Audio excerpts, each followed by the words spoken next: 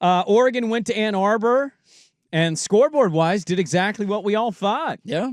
38-17. How about that? That last touchdown by Dan Lanning was pretty wild and Oregon wicked. will actually send two receivers out to the right. Great teams cover. That's what they tell me.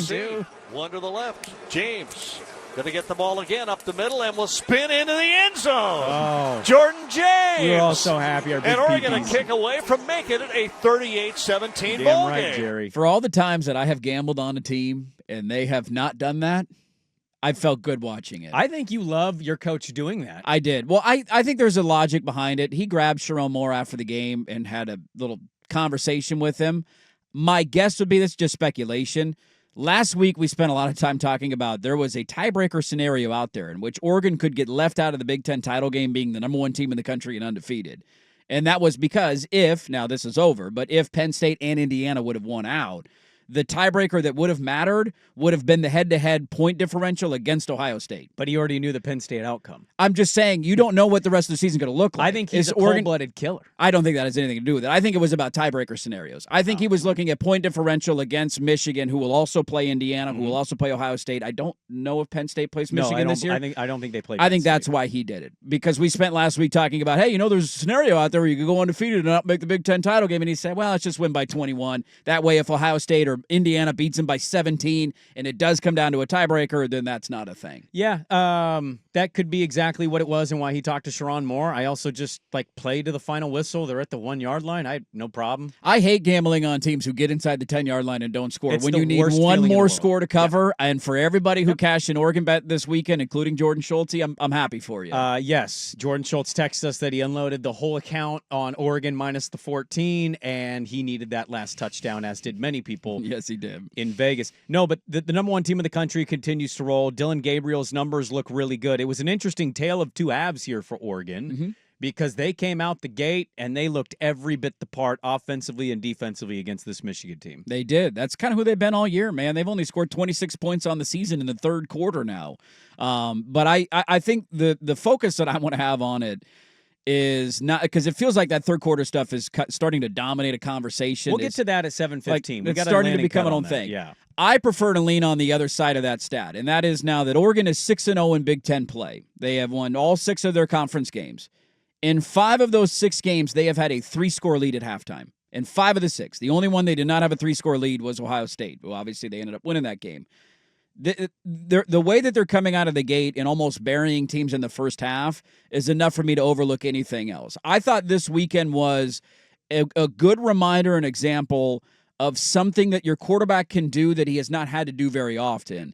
And I thought his athleticism, his escapability, his pocket presence, his ability to extend plays, all of that was on full display this weekend for me. You just haven't seen it much. Outside of the first 2 weeks when he was pressured and clearly not aware of where pressures were coming from and taking bad sacks, Ohio State couldn't really lay a finger on him. It wasn't like he was running for his life. Michigan won a lot up front. They forced him out of the pocket a handful of times.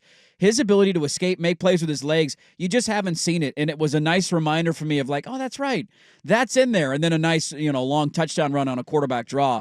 To me, Dylan Gabriel was the story out of this game. I thought he was phenomenal against what is a solid to good Michigan defense who has elite players up front. I don't think he put a single ball into harm's way.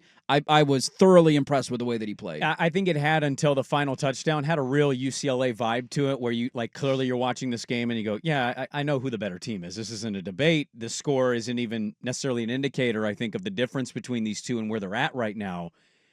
I cannot continue to believe. I'm almost in disbelief here. I was texting with somebody this weekend, and they're a UW fan, and they were just like, are you kidding me?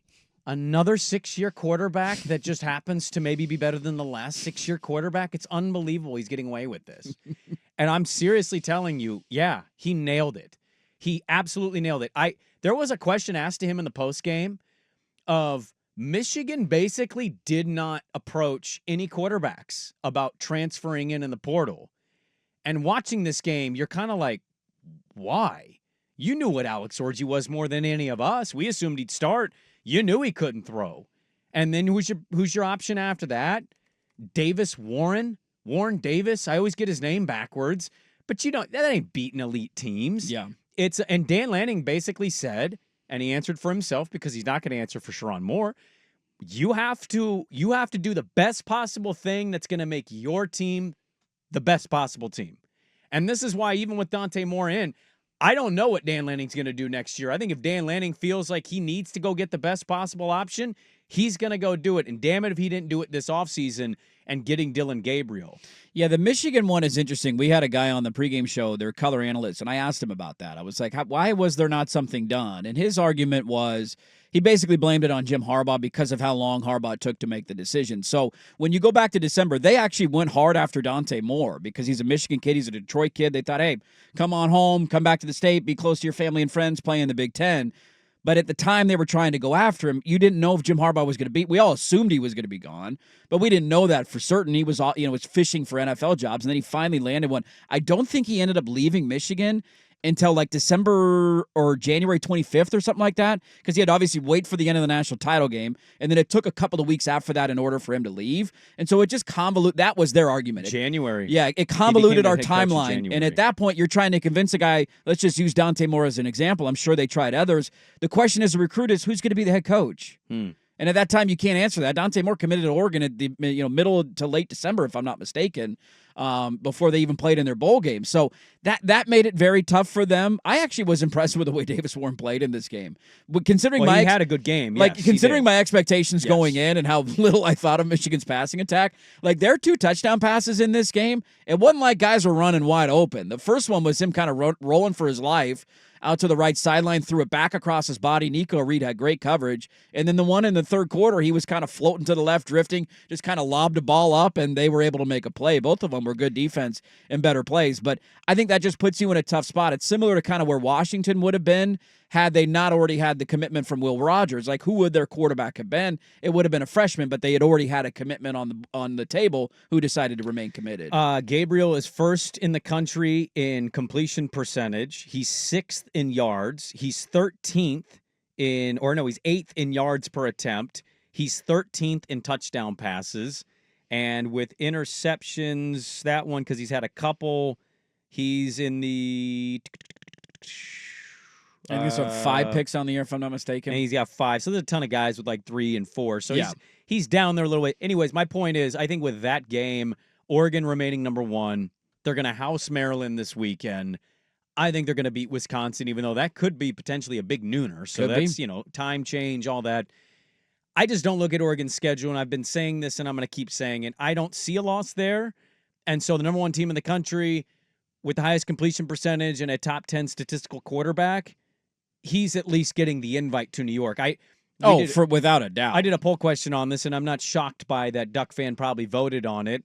But who would you bet on to win the Heisman? And interesting, Hunter and Ward were the 2 least picked guys, but I think they are the number 1 and 2 picks for the Heisman right now. If I had to bet on it with my own money, not who I would vote for, but who, if I had to, I would bet on Dylan Gabriel. You really would? I would, yeah. Because it still feels like, despite how good his game was, he's still not quite getting the Ward Hunter stuff. Well, the tough part is the best play they had in the passing game was overturned. Evan Stewart made maybe the greatest catch in the history of Oregon football, and it was overturned by an illegal lineman downfield. So that was a bit of a frustration. How close was that lineman downfield? I didn't see the replay on it. It was an easy call. But he was on the total opposite side. Yeah. Nothing to do with the play. Brutal. Because Gabriel rolled out the other way. He blocked his guy, and then he just kind of drifted. That was such drifted forward. It was unbelievable. That catch was unbelievable. That was cool to see. One of the random factoids out of this game that I loved, first year in the conference, the last time a team beat Michigan and Ohio State in the same year in the Big Ten, nobody's done it since 2015. Michigan State was the last one to do it. To beat Michigan and Ohio State in the same year. It's been nearly a decade,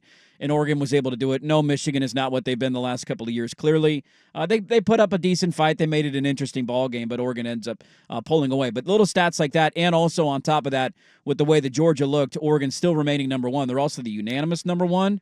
Never happened in program history, so it's pretty damn cool. I think there's a lot on this throughout the week we can talk about. With the way Carson Beck is playing, is Oregon in a tier by themselves? I don't think all Duck fans would say yes to that because history and Georgia defense. Well, and then the injuries this weekend, too. I mean, you lose your number 1 wide receiver yes. and a starting lineman potentially. They got banged up this week.